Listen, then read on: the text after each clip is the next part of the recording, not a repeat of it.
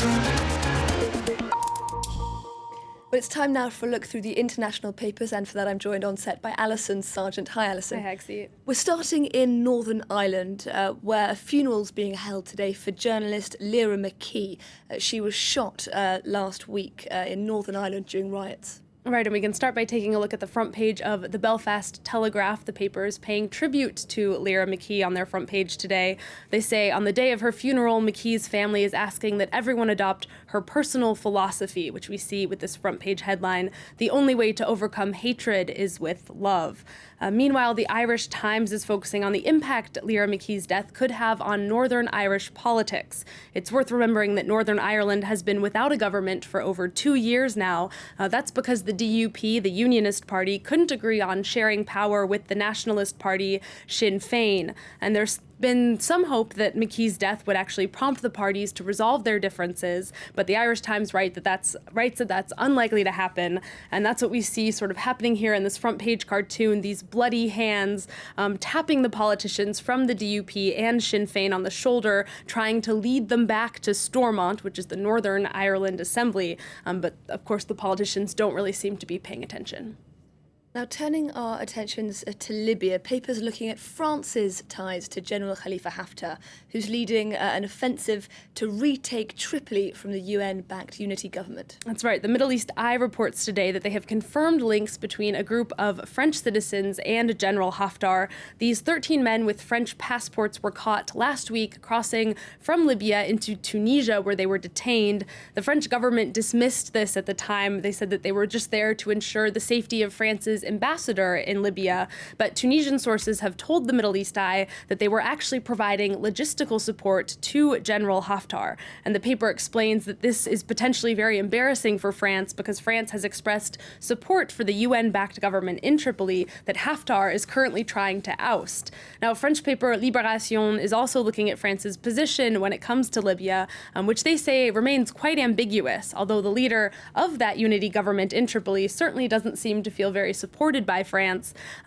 Fayed al-Sarraj gave an interview to Libération. He told the paper, "I'm surprised that France is supporting a dictator."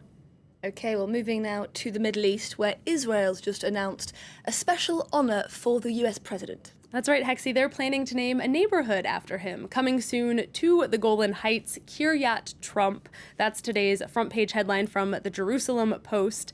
Israeli Prime Minister Benjamin Netanyahu was touring the Golden Heights with his family when he made this announcement in a video post yesterday. He said that the country must show its appreciation to Donald Trump for having the U.S. recognize Israeli sovereignty over the Golan Heights. Although it is worth noting, Hexie, that Donald Trump made that Golan Heights announcement ahead of Israel's election to give a boost to Netanyahu, so it's perhaps less a way of showing Israel's appreciation for Donald Trump than Netanyahu's own personal appreciation for him. Interesting. Okay, well, the US president might be getting a lot of appreciation in Israel, but that's not necessarily the case in the United Kingdom. It is not. The UK has announced the dates of Donald Trump's official state visit, controversial state visit, which will be taking place from June 3rd to 5th. It will include a carriage ride down the mall to Buckingham Palace. Not everyone is very happy about this visit. You can see in this cartoon from the Times, the Queen of England herself and Prince Philip are not looking very happy about it. Although the Queen does have an idea. She says maybe Philip could offer to drive the U.S. president. As we know, Prince Philip does not have the best driving record, so he is quite likely to crash the carriage if he does end up driving Donald Trump. Meanwhile, the anti-Trump protesters who were out in force last July say they plan on reviving their famous Trump baby blimp. You might remember it from those protests. Although they say that if they can get authorization this time around, they plan to make a Trump baby blimp that is 5 times as big as the original. Quite an extraordinary undertaking. I'm looking forward to seeing that one, if indeed they do manage to pull it off. Some football news now. France's top men's league is about to see its first game refereed by a woman.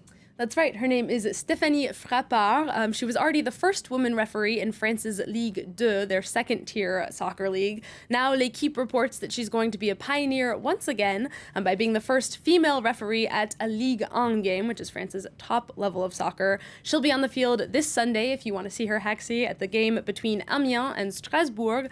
It's part of her training for this summer's Women's World Cup, which is being held here in France. She is going to be among the referees at the tournament. Now, one last story from you, Alison. The Merriam-Webster Dictionary has just added a new list of words. It has, Hexie, and I want to give you a little vocab quiz. Can you define the word swole?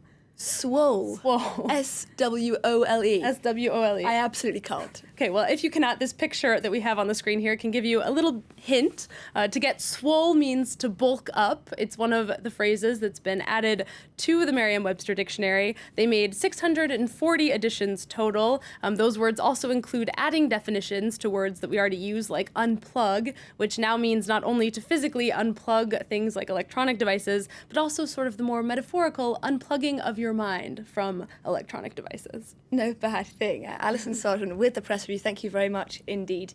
And you can catch this press review once again, along with many others, on our website, France24.com. Do check it out.